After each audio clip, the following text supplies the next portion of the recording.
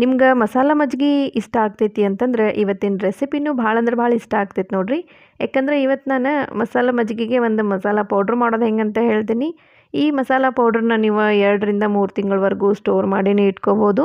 ಹೆಚ್ಚಾಗಿ ನಾವು ಮನೆಯೊಳಗೆ ಮಸಾಲ ಮಜ್ಜಿಗೆ ಮಾಡುವಾಗ ಫ್ರೆಶ್ ಇರುವಂಥ ಶುಂಠಿ, ಬೆಳ್ಳುಳ್ಳಿ, ಹಸಿಮೆಣಸಿನ್ಕಾಯಿ ಇವನ್ನೆಲ್ಲ ಕುಟ್ಟಿ ಮಸಾಲ ಮಜ್ಜಿಗೆ ಮಾಡ್ತೀವಿ. ಅದ್ರ ಬದಲು ಹಿಂಗೆ ಮಸಾಲ ಪೌಡ್ರ್ ಮಾಡಿ ಇಟ್ಕೊಂಡ್ರೆ ಫಟಾಫಟ್ ಅಂತ ಮಸಾಲ ಮಜ್ಜಿಗೆ ಮಾಡ್ಕೋಬೋದಲ್ರಿ. ಸೊ ನಡೀರಿ ರೆಸಿಪಿ ಸ್ಟಾರ್ಟ್ ಮಾಡೋಣ. ಈ ಮಸಾಲ ಪೌಡ್ರಿಗೆ ಎಲ್ಲ ಡ್ರೈ ಇಂಗ್ರೀಡಿಯೆಂಟ್ಸನ್ನು ಹಾಕಬೇಕಾಗ್ತೈತಿ. ಕೊತ್ತಂಬರಿ ಸೊಪ್ಪಂತ್ರಿ ಹಾಕೋಬೇಕು. ಆದರೆ ಕೊತ್ತಂಬರಿ ಸೊಪ್ಪು ಹಸಿ ಇರ್ತೈತಲ್ಲ, ಸೊ 1 ಕಪ್ನಷ್ಟು ಕೊತ್ತಂಬರಿ ಸೊಪ್ಪನ್ನು ನಾನು ಒಂದು ಪ್ಯಾನ್ ಒಳಗೆ ಹಾಕಿ ಡ್ರೈ ರೋಸ್ಟ್ ಮಾಡ್ಕೋತೀನಿ. ಹಿಂಗೆ ಡ್ರೈ ರೋಸ್ಟ್ ಮಾಡೋದ್ರಿಂದ ಕೊತ್ತಂಬರಿ ಸೊಪ್ಪದ ಕಲರ್ ಚೇಂಜ್ ಆಗೋದಿಲ್ಲ, ಆದ್ರೆ ಚಲೋ ರೋಸ್ಟ್ ಆಗ್ತೈತಿ. ಗ್ಯಾಸ್ ಲೋ ಫ್ಲೇಮ್ ಇಟ್ಕೊಂಡು ರೋಸ್ಟ್ ಮಾಡ್ಕೊರಿ. ಆಮೇಲೆ ಇದನ್ನು ರೋಸ್ಟ್ ಮಾಡಿ ಆಗಿಂದ ಒಂದು ಪ್ಲೇಟ್ ಒಳಗೆ ಆರಾಕೊಂಬಿಡ್ರಿ. ಅಂದ್ರೆ ಚಲೋ ಒಣಗ್ದಂಗೆ ಆಗ್ತೈತಿ. ಕೊತ್ತಂಬರಿ ಮಿಕ್ಸರ್ ಜಾರ್ ಒಳಗೂ ಸಣ್ಣ ಆಗ್ತೈತಿ. ಈಗ ನೆಕ್ಸ್ಟ್ ನಾನು 2 ಇಂಚಿನಷ್ಟು ಶುಂಠಿ ತೊಗೊಂಡೀನಿ. ನೀವು ಬೇಕಾದ್ರೆ ಒಣ ಶುಂಠಿ ಹಾಕ್ತಿದ್ರೆ ಅದನ್ನಾದರೂ ಹಾಕ್ಬೋದು. ಆದರೆ ಹಸಿ ಶುಂಠಿ ಹಾಕಿದ್ರೆ ಟೇಸ್ಟ್ ಭಾಳ ಚಲೋ ಬರ್ತೈತೆ ಮಸಾಲ ಮಜ್ಜಿಗೆದ. ಈಗ ಹಸಿ ಶುಂಠಿನೂ ನಾನು ಈ ಪ್ಯಾನ್ ಒಳಗನ ಹುರ್ಕೋತೀನಿ. ಇದು ಸ್ವಲ್ಪ ಕ್ರಿಸ್ಪ್ ಆಗೋವರೆಗೂ ಹುರ್ಕೋಬೇಕು. ಒಂದು 5 ರಿಂದ 6-7 ನಿಮಿಷದವರೆಗೂ ನಾನು ಈ ಶುಂಠಿನ ಹುರ್ಕೊಂಡೀನಿ ನೋಡಿರಿ. ಈ ರೀತಿ ಹಿಂಗೆ ಕ್ರಿಸ್ಪ್ ಆದ ಕೂಡಲೇ ಇದನ್ನ ತೆಗೆದುಬಿಡ್ತೀನಿ. ನೆಕ್ಸ್ಟ್ ಧನಿಯಾ ಕಾಳು ಹುರ್ಕೋತೀನಿ. ಇವಕ್ಕೆ ಕೊತ್ತಂಬರಿ ಬೀಜ ಅಂತಲೂ ಹೇಳ್ತಾರೆ. ಅರ್ಧ ಕಪ್ನಷ್ಟು ಹಾಕ್ಕೊಳಕತ್ತೀನಿ. ಆಮೇಲೆ ಅರ್ಧ ಕಪ್ನಷ್ಟು ಜೀರಿಗೆ ತೊಗೊಂಡೆ ನಾನು. ಧನಿಯಾ ಕಾಳು ಎಷ್ಟು ತೊಗೊಂಡಿರ್ತೈತಲ್ಲ ಅಷ್ಟೇ ಕ್ವಾಂಟಿಟಿ ಒಳಗೆ ಜೀರಿಗೆ ಹಾಕ್ಕೋಬೇಕು. ನಿಮ್ಗೆ ಈ ಮಸಾಲದ ಕ್ವಾಂಟಿಟಿ ಜಾಸ್ತಿ ಬೇಕಂತಂದ್ರೆ ಧನಿಯಾ ಮತ್ತು ಜೀರಿಗೆದ ಕ್ವಾಂಟಿಟಿ ಜಾಸ್ತಿ ಮಾಡ್ಕೊರಿ.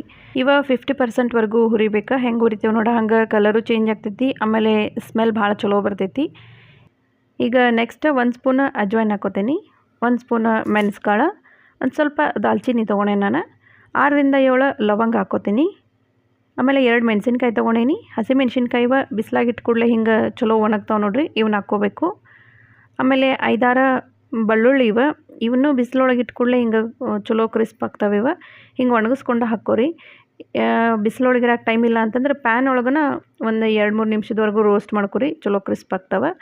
ಆಮೇಲೆ ನಾನು ಆಗಲೇ ಏನು ಹುರ್ಕೊಂಡಿದ್ನೆಲ್ಲ ಶುಂಠಿ, ಹಸಿ ಶುಂಠಿ ಅದನ್ನು ಇದ್ರೊಳಗೆ ಹಾಕ್ಕೊಂಡು ಮತ್ತೊಮ್ಮೆ ಇವನ್ನೆಲ್ಲ ರೋಸ್ಟ್ ಮಾಡ್ಕೋಬೇಕು. ಈಗ ಪೂರ್ತಿ ಕಲರ್ ಚೇಂಜ್ ಆಗೋವರೆಗೂ ರೋಸ್ಟ್ ಮಾಡ್ಕೋಬೇಕು ನೋಡಿರಿ. ಹೆಂಗೆ ಹುರಿತೇವೆ ನೋಡಿ ಹಂಗೆ ಈ ರೀತಿ ಹಿಂಗೆ ಕಲರ್ ಚೇಂಜ್ ಆಗ್ತೈತಿ. ಈಗ ರೋಸ್ಟ್ ಆಗೈತಿದೆ. ಈಗ ಗ್ಯಾಸ್ ಆಫ್ ಮಾಡಿ ಇದನ್ನ ಒಂದು ಪ್ಲೇಟ್ ಒಳಗೆ ತೆಗೆದು ಬಿಡ್ತೇನೆ ನಾನು. ಇದು ಸ್ವಲ್ಪ ಬಿಸಿ ಇರ್ತೈತಲ್ಲ, ಆರಿಂದ ಇದನ್ನ ಮಿಕ್ಸರ್ ಒಳಗೆ ಹಾಕ್ಕೊಳ್ಳೋಣಂತ. ಸೊ ಇದು ಆ ರೀತಿ ನೆಕ್ಸ್ಟ್ ನಾನು ಇದ್ರೊಳಗೆ ಪುದೀನ ಸೇರಿಸ್ಕೋತೀನಿ. ಪುದೀನ ಸ್ವಚ್ಛಗೆ ತೊಳೆದ ಒಂದು ಬಟ್ಟೆಯಿಂದ ಒರೆಸ್ಕೊಂಡು ನೆರಳಾಗನ 2 ದಿನದವರೆಗೂ ಒಣಗಿಸ್ಕೋಬೇಕು ನೋಡಿರಿ. ಈ ಪುದೀನನ ಹುರ್ಕೋಬಾರ್ದು, ಹುರಿದ್ರೆ ಕಪ್ಪಾಗಿಬಿಡ್ತೈತಿ. ಅದ್ರ ಬದಲು ಹಿಂಗೆ ಒಣಗಿಸ್ಕೊಂಡ್ರೆ ಕಲರು ಸೇಮ್ ಇರ್ತೈತಿ ಗ್ರೀನನ್ನು. ಆಮೇಲೆ ಚಲೋ ಕ್ರಿಸ್ಪ್ ಆಗುವಂಗೆ ಒಣಗ್ತೈತಿ. ನೆಕ್ಸ್ಟ್ ನಾನು ಆಗಲೇ ಕೊತ್ತಂಬರಿ ಸೊಪ್ಪು ಡ್ರೈ ರೋಸ್ಟ್ ಮಾಡ್ಕೊಂಡಿದ್ದೆ ಅಲ್ಲ, ಅದನ್ನು ಹಾಕ್ಕೊಳತ್ತೀನಿ. ಒಣಗಿದ್ದ ಕರ್ಬೇವಿನ ಎಲೆ, ಪುದೀನ ಆಮೇಲೆ ಕೊತ್ತಂಬರಿ ಜಾಸ್ತಿ ಹಾಕ್ಕೊಳಕ್ಕೆ ಹೋಗ್ಬೇಡ್ರಿ, ಇಷ್ಟ ಹಾಕೋರಿ. ಕರ್ಬೇವಿನ ಎಲೆ ಏನೈತಲ್ಲ ಇದನ್ನು ನೆರಳಾಗನ ಆರಕ್ಕಿಡ್ಬೇಕು. 2 ದಿನ ಹೊರಗಿಟ್ರೆ ಚಲೋ ಕ್ರಿಸ್ಪ್ ಆಗ್ತಾವೆ ಕರ್ಬೇವಿನ ಎಲೆ. ಇವನ್ನ ಹಾಕಿಂದ ಒಮ್ಮೆ ಮಿಕ್ಸ್ ಮಾಡಿ ಈಗ ನೆಕ್ಸ್ಟ್ ಇವನ್ನಷ್ಟು ಮಿಕ್ಸರ್ ಜಾರ್ ಒಳಗೆ ಹಾಕ್ಕೊಂಡು ಪೌಡ್ರ್ ಮಾಡ್ಕೋಬೇಕು. ಫಸ್ಟ್ ಇವನ್ನಷ್ಟು ಹಾಕ್ಕೋತೇನೆ ನಾನು. ಈಗ ನೆಕ್ಸ್ಟ್ ನಾನು 1 ಸ್ಪೂನಷ್ಟು ಮ್ಯಾಂಗೋ ಪೌಡ್ರ್ ಹಾಕ್ಕೊಳಕತ್ತೀನಿ. ಈ ಮ್ಯಾಂಗೋ ಪೌಡ್ರ್ ರೆಸಿಪಿ ನಾನು ಡಿಸ್ಕ್ರಿಪ್ಷನ್ ಬಾಕ್ಸ್ ಒಳಗೆ ಶೇರ್ ಮಾಡಿರ್ತೀನಿ, ಚೆಕ್ ಮಾಡಿರಿ ಒಮ್ಮೆ. ನಿಮ್ಮ ಹತ್ರ ಮ್ಯಾಂಗೋ ಪೌಡ್ರ್ ಇಲ್ಲ ಅಂತಂದ್ರೆ 1 ಸ್ಪೂನ್ ಚಾಟ್ ಮಸಾಲ ಪೌಡ್ರ್ ಹಾಕ್ಬೋದು. ಈಗ ಅರ್ಧ ಸ್ಪೂನಷ್ಟು ಹಿಂಗೆ ಹಾಕ್ಕೊಳಕತ್ತೀನಿ. ನೆಕ್ಸ್ಟ್ 1 ಸ್ಪೂನ್ ಬ್ಲ್ಯಾಕ್ ಸಾಲ್ಟ್ ಇದೆ. ಆಮೇಲೆ 2 ಸ್ಪೂನ್ ನಾರ್ಮಲ್ ಸಾಲ್ಟ್ ಹಾಕ್ಕೊಳಕತ್ತೀನಿ. ನೀವು ಬೇಕಾದ್ರೆ ಸಾಲ್ಟ್ ಈಗ ಜಾಸ್ತಿ ಹಾಕ್ಕೋಬೋದು, ಇಲ್ಲ ಮಜ್ಜಿಗೆ ಮಾಡುವಾಗೂ ಸ್ವಲ್ಪ ಸಾಲ್ಟ್ ಹಾಕ್ಕೊಂಡು ಮಾಡ್ಕೋಬೋದು. ಇವೆಲ್ಲ ಹಾಕಿಂದ ಇದನ್ನು ಅಗದಿ ಸಣ್ಣಗೆ ಪೌಡ್ರ್ ಮಾಡ್ಕೋಬೇಕಾ ನೋಡಿರಿ. ಇಷ್ಟು ಸಣ್ಣಗೆ ಮಾಡ್ಕೊಂಡೆ ನಾನು. ಈಗ ಇದನ್ನು ಸಾನಿಸ್ಕೋತೀನಿ. ಸಾನಿಸ್ಕೊಳ್ಳಾರ್ದ ಯೂಸ್ ಮಾಡೋಕ್ಕೆ ಹೋಗ್ಬೇಡ್ರಿ, ಯಾಕಂದ್ರೆ ಪೌಡ್ರ್ ಆಗ್ಲಾರ್ದ ಸಾನಿಸಿದ ಕೂಡಲೇ ಮೇಲೆ ಬರ್ತೈತದ. ಅದನ್ನು ಮತ್ತೊಮ್ಮೆ ಸಾನಿಸ್ಕೋಬೇಕಾಗ್ತೈತಿ. ಸೊ ನೋಡಿರಿ ಈ ರೀತಿ ಹಿಂಗೆ ಸಾನಿಸ್ಕೊಂಡೆ ನಾನು.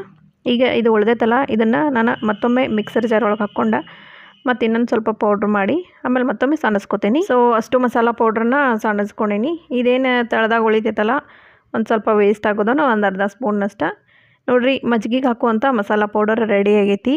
ಇದನ್ನು ಹಾಕಿ ಮಜ್ಜಿಗೆ ಮಾಡ್ಕೊಂಡ್ರೆ ಟೇಸ್ಟ್ ಭಾಳ ಚಲೋ ಇರ್ತೈತಿ. ಈ ಮಸಾಲ ಪೌಡ್ರ್ ಯೂಸ್ ಮಾಡಿ ಮಸಾಲ ಮಜ್ಜಿಗೆ ಮಾಡೋದು ಹೆಂಗಂತ ನೋಡೋಣ. ನಾನು ಒಂದು ಬೌಲ್ ಒಳಗೆ 2 ಕಪ್ನಷ್ಟು ಮೊಸರು ತೊಗೊಂಡೀನಿ. ಇದು ಗಟ್ಟಿ ಮೊಸರು ಐತಿ. ನೆಕ್ಸ್ಟ್ ಇದಕ್ಕೆ 1 ಸ್ಪೂನ್ ಮಸಾಲ ಪೌಡ್ರ್ ಹಾಕ್ಕೊಳಕತ್ತೀನಿ. ಫಸ್ಟ್ ನೀರು ಹಾಕ್ಲಾರ್ದ ಹಂಗೆ ಕಡಿಬೇಕು. ನೀವು ಕಡ್ಗೋಲಾದರೂ ಯೂಸ್ ಮಾಡಿರಿ, ಇಲ್ಲಾಂದ್ರೆ ಮಿಕ್ಸರ್ ಜಾರ್ ಒಳಗಾದರೂ ಹಾಕ್ಕೋಬೋದು. ಸೊ ಇದು ರೆಡಿ ಆಗೈತಿ. ನೆಕ್ಸ್ಟ್ ನಾನು ಇದ್ರೊಳಗೆ ನೀರು ಹಾಕ್ಕೋತೀನಿ. ನಿಮ್ಗೆ ಮಜ್ಜಿಗೆ ಗಟ್ಟಿ ಇರ್ಬೇಕಂತಂದ್ರೆ ನೀರು ಒಂದು ಸ್ವಲ್ಪ ಕಡಿಮೆ ಹಾಕ್ಕೊರಿ. ತೆಳ್ಳಗಿದ್ರೂ ನಡೀತೈತೆ ಮಜ್ಜಿಗೆ ಅಂತಂದ್ರೆ ನೀರು ಜಾಸ್ತಿ ಹಾಕ್ಕೋಬೋದು. ನೀರು ಹಾಕ್ಕೊಂಡು ಇನ್ನೊಮ್ಮೆ ಕಡಿಬೇಕು. ಕಡದಿಂದ ಟೇಸ್ಟ್ ನೋಡಿರಿ. ಇನ್ನೊಂದು ಸ್ವಲ್ಪ ಎಕ್ಸ್ಟ್ರಾ ಉಪ್ಪೋದು ಬೇಕಂದ್ರೆ ಸೇರಿಸ್ಕೋಬೋದು. ಆಮೇಲೆ ಇದ್ರೊಳಗೆ ನೀವು ಐಸ್ ಕ್ಯೂಬ್ ಹಾಕ್ಕೋಬೋದು ನೋಡಿರಿ. ಐಸ್ ಕ್ಯೂಬ್ ಹಾಕಿದ್ರೆ ಮಜ್ಜಿಗೆ ತಂಪಾಗ ಚಲೋ ಆಗ್ತೈತಿ. ಸೊ ಮಸಾಲ ಮಜ್ಜಿಗೆ ರೆಡಿ ಆಗೈತಿ. ನಾನು ಇದನ್ನು ಟೇಸ್ಟ್ ನೋಡಿದೆ. ಇನ್ನೊಂದು ಸ್ವಲ್ಪ ಎಕ್ಸ್ಟ್ರಾ ಉಪ್ಪು ಸೇರಿಸ್ಕೊಂಡೀನಿ. ಈಗ ಇದನ್ನು ಒಂದು ಗ್ಲಾಸಿಗೆ ಹಾಕಿ ಇದ್ರ ಮೇಲೆ ಹಿಂಗೆ ಮಸಾಲ ಪೌಡ್ರನ್ನ ಸ್ಪ್ರಿಂಕಲ್ ಮಾಡಾಕತ್ತೀನಿ. ನೋಡಿದ್ರಲ್ಲ ಮಸಾಲ ಮಜ್ಜಿಗೆಗೆ ಮಸಾಲ ಪೌಡ್ರ್ ಮಾಡೋದು ಹೆಂಗಂತ. ನೀವು ಈ ರೆಸಿಪಿ ಮನೆಯೊಳಗೆ ಟ್ರೈ ಮಾಡಿರಿ. ಇವತ್ತಿನ ರೆಸಿಪಿ ನಿಮಗೆ ಇಷ್ಟ ಆಯಿತು ಅಂತ ಅನ್ಕೋತೀನಿ. ಇಷ್ಟ ಆದ್ರೆ ಒಂದು ಲೈಕ್ ಮಾಡಿರಿ. ನನ್ನ ಚಾನಲ್ನ ಸಬ್ಸ್ಕ್ರೈಬ್ ಮಾಡಿರಿ. ಬಾಜು ಬೆಲ್ ಐಕನ್ ಇರ್ತೈತಿ, ಅದನ್ನು ಪ್ರೆಸ್ ಮಾಡಿದ್ರೆ ನಾನು ಹೊಸ ರೆಸಿಪೀಸ್ ಅಪ್ಲೋಡ್ ಮಾಡಿದ್ರೆ ಫಸ್ಟ್ ನೋಟಿಫಿಕೇಷನ್ ನಿಮ್ಗೆ ಬರ್ತೈತಿ. ಇನ್ನೊಂದು ಹೊಸ ರೆಸಿಪಿ ಜೊತೆ ನಿಮ್ಮನ್ನು ನಾನು ಭೇಟಿ ಆಗ್ತೀನಿ. ಧನ್ಯವಾದಗಳು.